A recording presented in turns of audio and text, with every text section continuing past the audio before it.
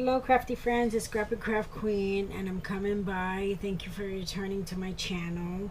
I have a chip bag tutorial that I wanted to share with you, and this was inspired by Live Love Scrap, and I loved her tutorial, and so I decided to make some of my own, and I got some requests on a tutorial for it, so here we go. So my bag is done, but I have not embellished it yet. I just put my Halloween pieces inside, and I made some of my own crinkle paper with black cardstock. And so yeah, so let's get started. So basically guys, you need an 8.5 by 11 piece of paper, and this is regular paper, it's not cardstock because it's easier to fold and make the bag. So cardstock tends to, you know, like kind of like break. The paper tends to break a little bit when you fold it, and so this is lighter and a lot easier to work with. So my paper, I trimmed it down to a little over 10.5 because my printer prints with edges, and so I wanted my bag a little bit smaller. So when you have your 8.5 by 11 paper, you're going to score at 10.5. But since this one I cut it down, I'm going to score at 10.5, but I'm bringing, actually we'll just do a little bit 10 5/8, okay, a little bit over 10 1/4. So yeah, so yours will be 10.5 score. Okay, so basically what you're going to do is you're going to put some score tape around the edges, okay guys, and so just make sure that when you do it, go as close as you can to the edge, because that's going to help seal your bag a little bit better. Okay, so we are going to do this very easy, and it's easy peasy video, and these bags are gorgeous once you get them embellished and filled with your goodies for your pen pals and your swaps, even for family member, you know. Okay, so then next you're going to use a die. You can use a hard die, round die, any die you want, square. I use this oval one because I like the shape of the window. And so basically what you're going to do is you're going to take your die and you're going to either measure from the score line over to this side. I don't measure, I just eye it, okay guys, and then I leave it a little bit lower than the middle because I like to embellish the top or put a wording, a flower, lace, whatever you want to do to it, okay guys.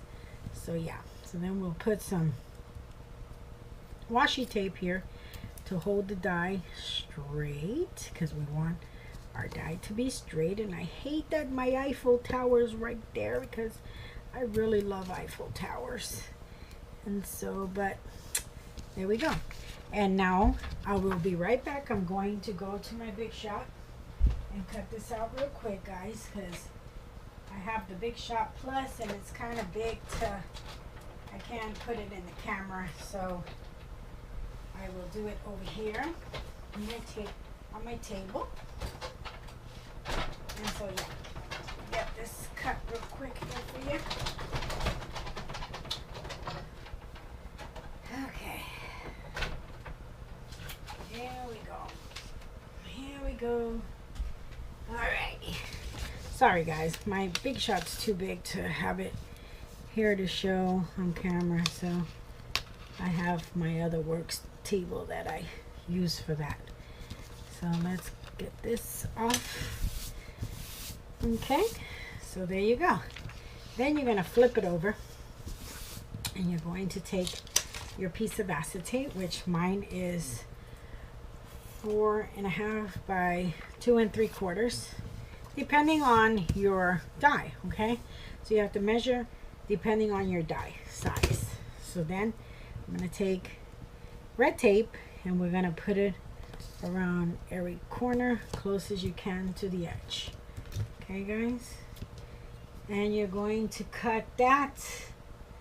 You're going to cut that there, and you're going to do all 4 corners. Okay, and here we go. Okay,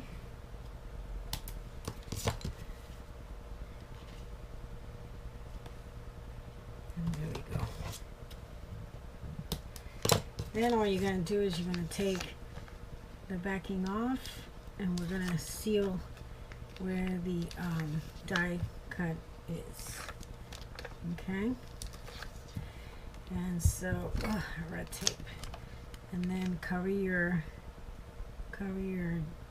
hole where your die cut real quick, and there is your window. Okay, so then basically what you're going to do is you're going to take this little score mark. That's going to be your guide. Okay guys, so you're going to take your paper and you're going to flip it, and you're going to put it right on your score mark.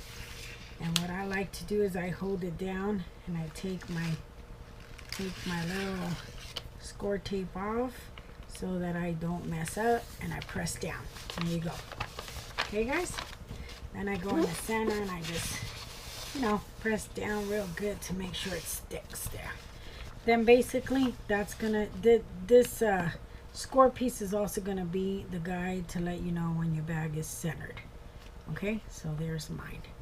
So now I'm gonna hold it down, and I'm gonna take my score tape piece backing off, and I'm going to press down. And there we go. There's your bag. Okay. Now once you have your bag done, then you're gonna put your goodies, you know, everything you want to put in there. And then you're going to take your crimper, and you're going to, if you have a crimper tool, you're going to just basically put it in your crimper, hold down, and crimple it just a little, couple of times there, a little bit. Okay, and there is your chip bag crease. Now if you do not have a crimper, then I'm going to show you another step. And this one is going to be using your scoreboard. So basically you close your bag and you take your scoreboard, and you flip your bag. Make sure you do it on the opposite side, okay? So you can have the creases. And then what you do is at every 1/8 of an inch, you're going to score. Make sure guys, when you score deep, because the two-sided tape is there, so you kind of have this little edge here where it doesn't want to score.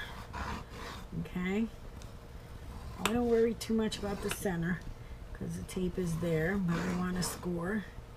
You want to come over. Okay, and you're going to go there.